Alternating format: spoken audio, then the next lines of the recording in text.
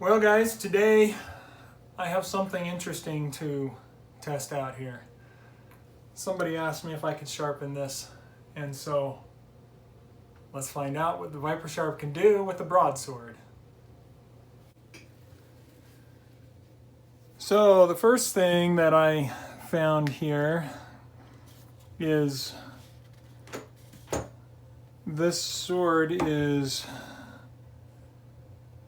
1060 high carbon steel, and therefore needs to have a lot of oil kept on it, which it was well oiled in the case, and so that's got to come off.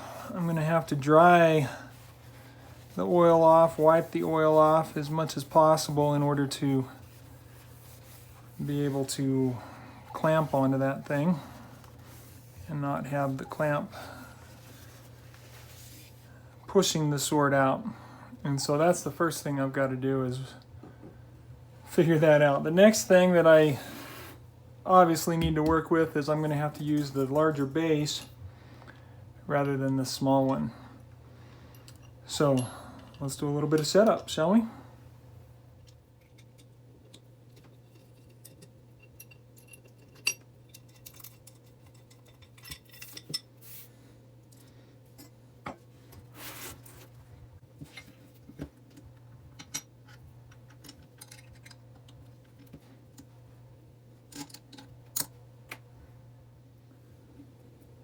The next thing that I got to thinking about is I need to make sure that I have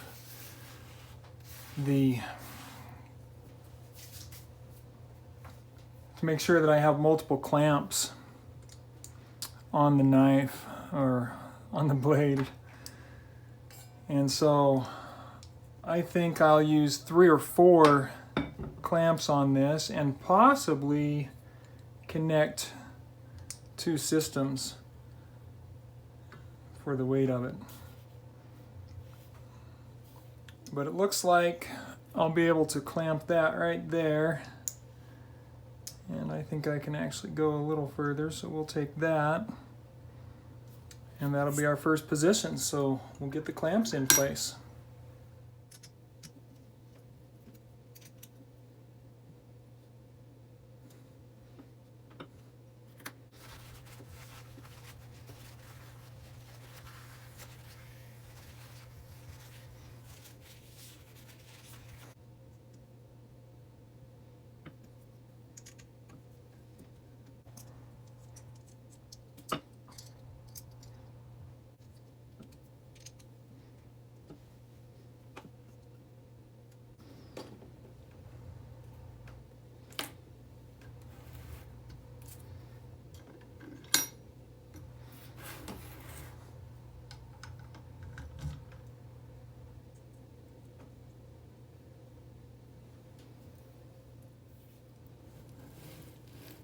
Okay, so we've got the clamps in place. This obviously is not what the ViperSharp was made for. This is a knife sharpener. But since I have the request, I'm going to attempt it, so we'll see how things go here. So the next challenge that I thought of was, once I get it clamped, can I match that angle? So we'll put a little bit of marker on here and find out.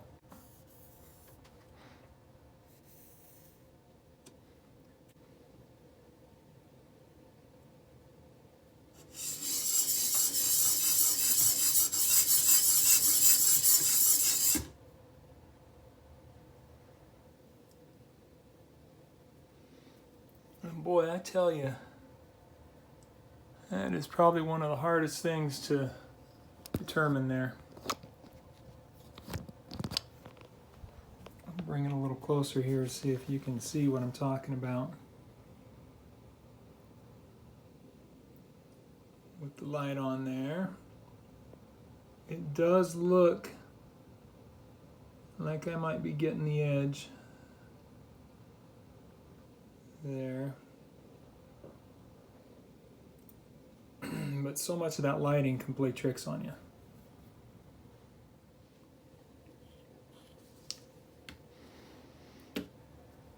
Alright, so we'll put a little oil on here.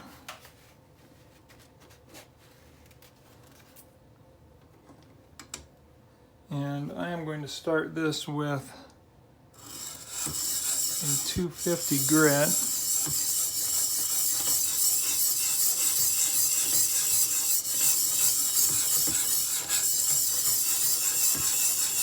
Like I say, this is not meant for swords. We will see a lot more movement than normal.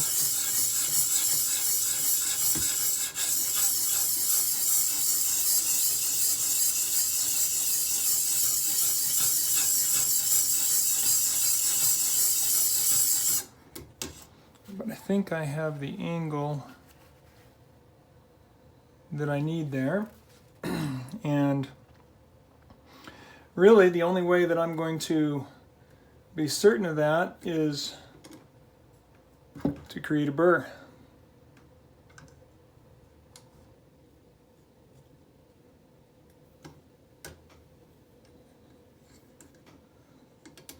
So I'll have to get to work.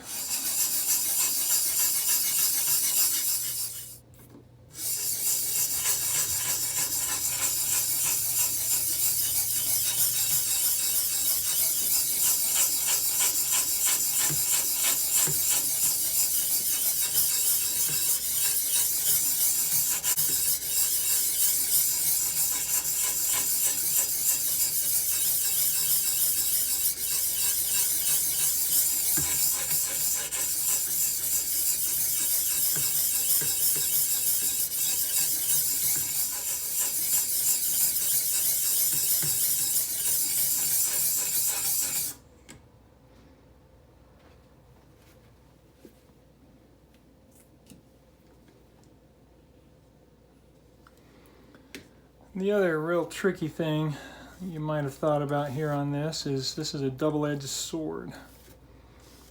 So once I'm done here, I got to take everything off, clamp the clamps on the other side, and sharpen the other side. It's going to be a nice long project there. No burr yet. Let's keep working.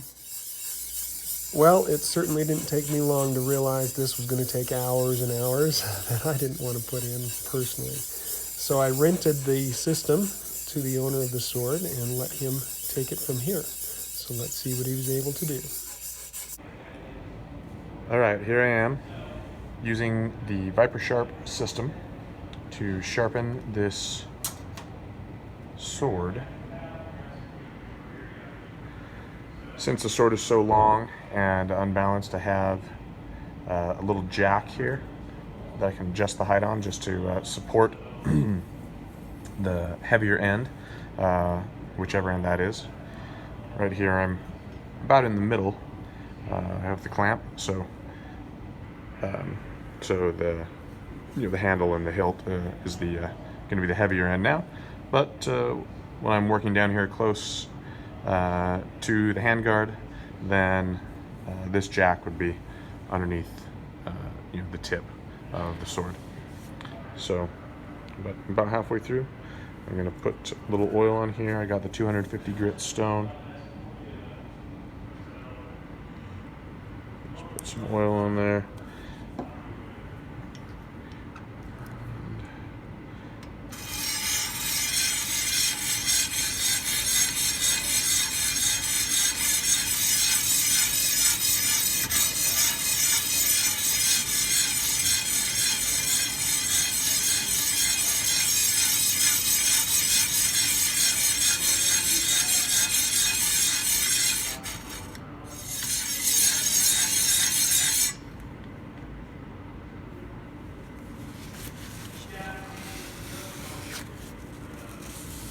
Clean that off a little bit.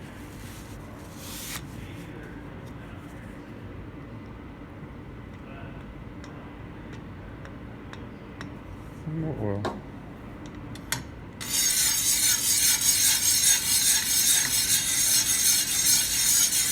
Make sure I go both directions. Okay.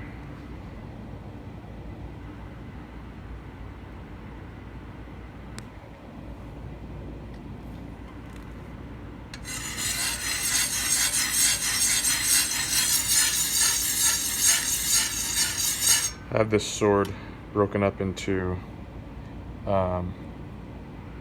basically 4-inch segments. I just decided that was a good distance to work on sections like that. I'm just being sure to kind of overlap the sections as I go. But